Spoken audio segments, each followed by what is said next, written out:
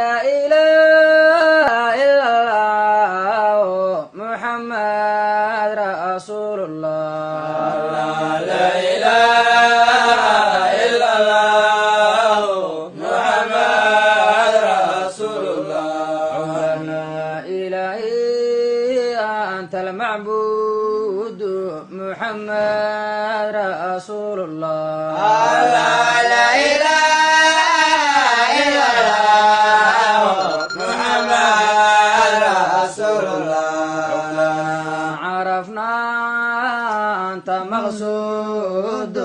محمد الله naxariistay waxaa maanta magaalada Muqdisho ee caasimada dalka lagu aasay Xaaji Daawud Cilmi Cariif oo ahaa samafale si aad ah looga yaqaanay dalka cimrigiisana ku bixiyay oo gargaaridda dadka masaakiinta iyo adeegida diinta Islaamka.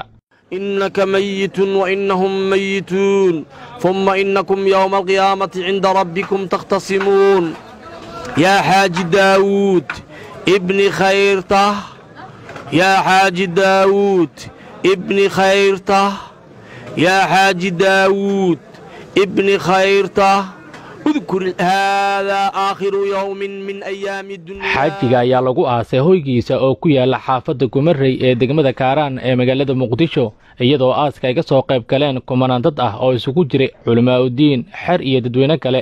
waxaana sheekha janaasada lagula tukaday masjidka Xaaji Dalfac oo ku dhow hoyga xaajiga. sheekha Xaaji Daawud Allah u naxariisto ayaa meeshan lagu hayay khayr badan Allah siiyo maantana adduunyo giidi ayaa laga yahay maantana aakhiru aadaya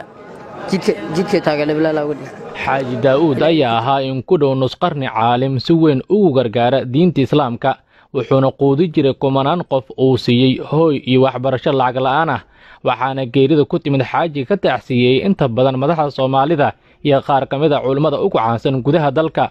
haddaba qaar kamid ah madaxdii iyo mashaayiqdii ka soo qayb gashay aaska ayaa la hadlay warbaahinta hoyga diinta. sheekheena qabrigiisa Allah u waasiciyo intii uu ka tagayna sabir iyo iimaan Allah naga wada siiyo dhammaan martida jacayna Allah ka dhiga insha Allah xaajiga wuxuu ku sifaysanaa aayad Ilaahay oo uu yiri ويطعمون الطعام على حبه مسكينا ويتيما وأسيرا إنما نطعمكم لوجه الله لا نريد منكم جزاء ولا شكورا. أهل كيسة iyo asxaabtii iyo xirtii oo mawlac uu ka hayay oo mutacallimiin ah quraanka baranayay ama cilmiga baranayay ama masaakiinta ilaahay kale oo ilaahay hooskiisa uu ku noolan jiray antaasaan ugu tacsiyeynaa xaajigana waxaan leenahay ilaahay horteen Allah cafiyo qabrigiisa Allah u waasaciyeelo. waxaan uga tacsiyeynayaa ummadda muslimiinta dhammaantood khaas ahaan shacabka Soomaaliyeed gaar ahaan mu'miniinta muxibbiinta ah iyo dalabatul cilmiga geeridii naxdinta lahayd ee ku timid sheekheeni sharafta lahaa Xaaji Daawud Sheekh Cilmi waxaan uga tacsiyeynayaa sidoo kale ehelkiisii iyo qaraabadiisii ehelkii iyo awlaadiisii iyo axbaabtii uu horseedka u ahaa ruknigana uu ahaa ee diinka ula khidmayn jiray iyo dhammaan culamada ahlusunna waljamaaca iyo ummadda Soomaaliyeed waxaan leenahay sabir jamiil Allah naga siiyo. inna lillahi wa inna ilayhi raaji'uun. sheekheena Sheekh Daawud Allah u naxariisto kitaabkiisa midig Allah ka siiyo su'aashana Allah u fududeeyo unka duca waan wax kale ma lehin. Xaaji Daawud wuxuu ku dhashay gobolka Hiiraan khaasatan magaalada Jalalaqsi banaanka Lafweyn halkaas uu ku soo barbaaray ka bacdina xagga iyo magaalada Muqdisho soo galay khayrkan iyo mawlacan wuxuu bilaabay 80-maadkii 1980kii ayuu bilaabay wuxuu ku bilaabay dad xir ah oo cilmiga barta ayuu ku bilaabay masaajidada inta badan xamar ku yaal oo cilmiga laga akhristo ayaa xirtoodu halkan ka qaday jirtay kana quraaca jirtay kana cashay jirtay sidaas ayuu mataqaanaa mawlucu ku hana qaaday ilaa maalintii la furay haddii intuu dhaxaysa maalin laga maqaxin. waxaan naftayda iyo dhammaan ummadda islaamka gaar ahaan ummadda Soomaaliyeed iyo qoyskiisaba aan uga tacsiyayaa sheekheeni saaxiibkeena Xaaji Daawud Cilmi Cariif Allah u naxariisto جنة الفردوس الله سيد ميجيس الله دافع عبتيس الله أسر ميزان كيس حسنات ضمان ضاعات كيس ميزان كيس حسنات كالله كعسلايو عيسى يادنا الله كعفيو الله ونحرسته حاج داود علم عريف oo ah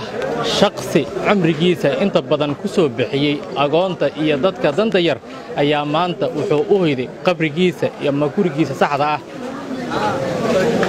saadam abdul siyaad hoyga diinta magaalada muqdisho محمد رسول الله لا